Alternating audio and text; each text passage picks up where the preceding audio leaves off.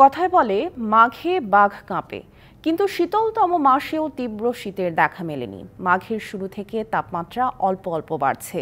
উত্তরাঞ্চল ছাড়া হাড় কাঁপানো ঠান্ডা নেই দেশের অন্য এলাকায়। হিমালয়ের কাছে হওয়ায় পঞ্চগড়ে শীতের দাপট কিছুটা বেশি। ঘন কুয়াশায় ঢাকা পড়েছে জনপদ। দিনের আলো ফুটলেও দুর্ঘটনা এড়াতে হেডলাইট জ্বালিয়ে চালাতে হচ্ছে যানবাহন। বিকেলের পর নামতে থাকে তাপমাত্রা। আজ সর্বনিম্ন তাপমাত্রা রেকর্ড করা হয়েছে তেঁতুলিয়ায় 12.5 ডিগ্রি সেলসিয়াস, যা বৃহস্পতিবারের তুলনায় 2 ডিগ্রি সেলসিয়াস বেশি। দিনাজপুরে হাড় কাঁপানো শীতে জনজীবনে দেখা গেছে দুর্ভোগ। তাপমাত্রার পারদ তেমন নিচে না নামলেও তীব্র হিমেল বাতাস আর ঘন কুয়াশায় শীতের তীব্রতা বেড়েছে। গতকালের তুলনায় তাপমাত্রা বেড়েছে চুয়াডাঙ্গায়। আজ সর্বনিম্ন তাপমাত্রা 12.5 ডিগ্রি সেলসিয়াস। এদিকে ঘন কুয়াশায় 3.5 ঘন্টা বন্ধ থাকার পর দৌলতদিয়া পাটুরিয়া নৌরুটে ফেরি চলাচল স্বাভাবিক হয়েছে। এর আগে ভোর 5:30 থেকে এই নৌরুটে ফেরি চলাচল বন্ধ হয়ে যায়।